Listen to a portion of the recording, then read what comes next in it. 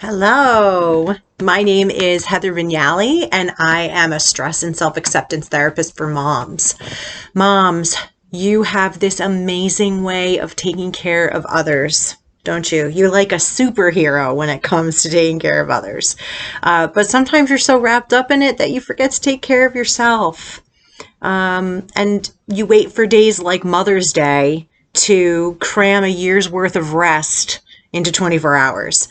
So you might sleep in or go to the spa or get a massage or those kinds of things. And those things are great, but fitting it all into 24 hours is tough and impossible. So moms, if you recognize that you need and deserve time for yourself throughout each week, then I'm sure that you wouldn't feel so desperate to fit it all in that one day out of the year.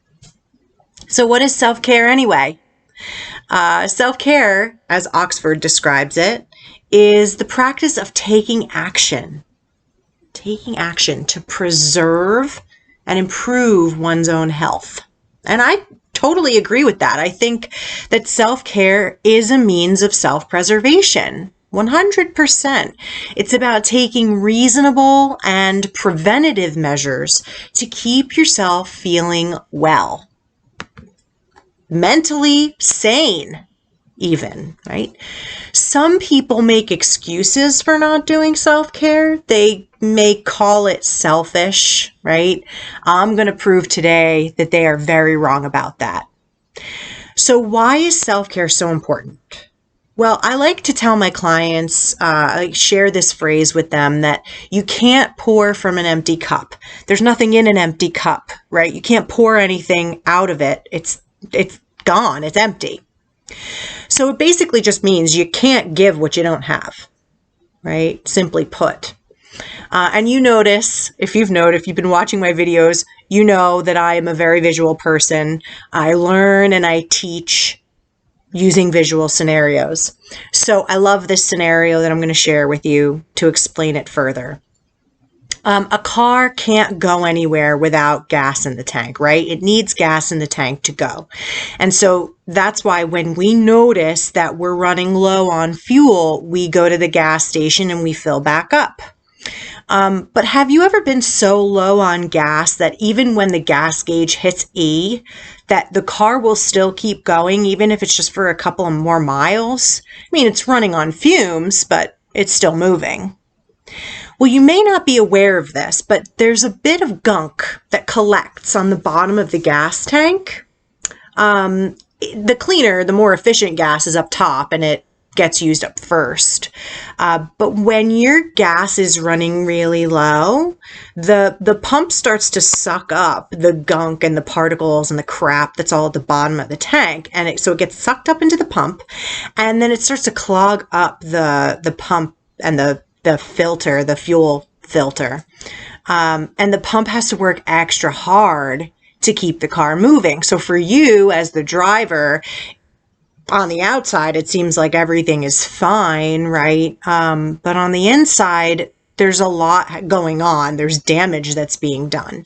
And if you do this more and more often, eventually your car is going to start to fail, and you're going to see your car in the shop and you're going to be paying big bucks for repairs. You're the car, Mom. You are the car. You do this way too often. You push past your E-line, you run on fumes, and then you clog up the inner workings of your mental health and your emotional well-being. You're setting yourself up for a fall. So you see where I'm going with this, right? And why self-care is super important. So let's talk about what counts as self-care. I like to tell my clients that there's a variety of ways that we can kind of get self-care. The thing about it is that it should be intentional. So we tend to think of things that bring us joy or rejuvenate us in some way, but it can also just be in the daily tasks that we could consider, it to be taking care of ourselves or self-care. Let me explain. So sometimes the things that we like to do can serve as self-care. These things are like hobbies right? And everybody's got different hobbies, so this can kind of run the gamut.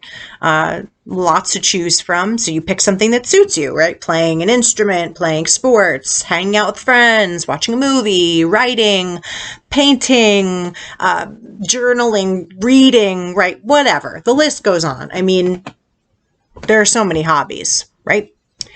Another one that's a favorite is pampering. These are the things that you don't do all the time, but you like to do every once in a while, like getting your hair done, getting your nails done, getting a massage, going to the spa for a facial. Those kinds of things are really helpful for rejuvenation. On the other side, we also do things that can serve as self-care that we need to do. These are things like having boundaries. We need boundaries. If you remember from last week, if you don't remember, the video is still up. You can look at it. Boundaries are really important. We need them. It allows us to have room for ourselves, to keep our own space, and it helps us self-preserve. So this could mean boundaries with people, this could mean boundaries with social media, maybe with time, any variety of things really. But with time, especially, it's a great idea to start blocking off time for your self-care because it's actually going to help you to start seeing the value in it. Another one is going to be acts of daily living.